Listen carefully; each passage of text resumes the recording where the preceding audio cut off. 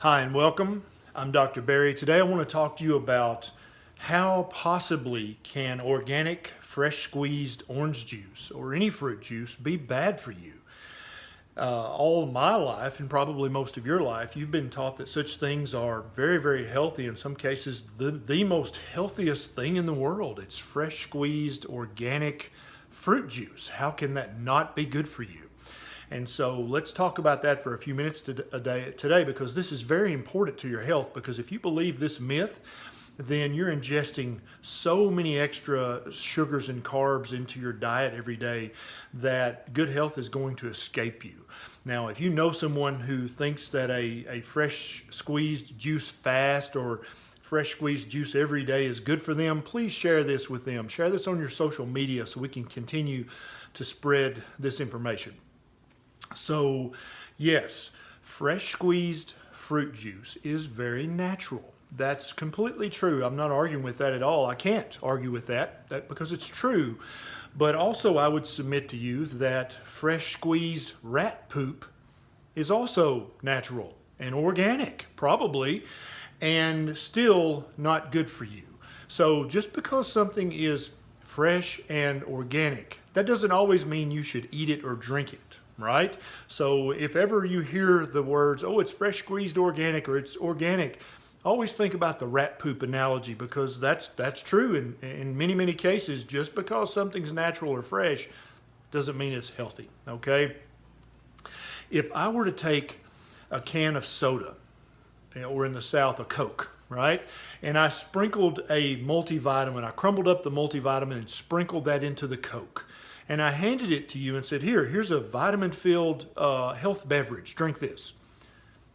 What would you think about that? What would be your initial reaction? Because many people, the reason that they say that fresh squeezed juice is so healthy is because it's very high in vitamin C. And it does have vitamin C, there's no doubt about that, but so does my soft drink that I sprinkled up the vitamin C capsule or the multivitamin capsule in. But that does not make it healthy. The sugar, the sucrose, the fructose contained in that orange juice cancels any meaningful benefit of the vitamins contained in it. Big corporations have figured out ways to squeeze fruits and to put preservatives into the juice, and then they can transport that and they can store that on a grocery store shelf for weeks. And so their profit skyrockets when they do something like that. So therefore, they're going to advertise to you and try to trick you into thinking that's healthy. You get that? See how that works? So yes, if you can think back into your subconscious, all these orange juice commercials we've seen over our entire lives have taught us nothing but that's healthy. Well, I'm sorry, but that's not true.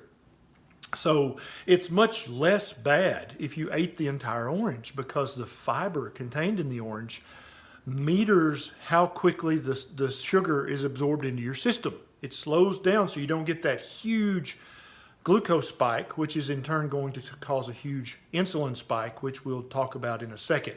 So if you love oranges, I tell patients every day, eat an orange, it's fine. That's not the end of the world. But as far as drinking orange juice, you might as well drink a soft drink with some vitamin C in it, because it's no better.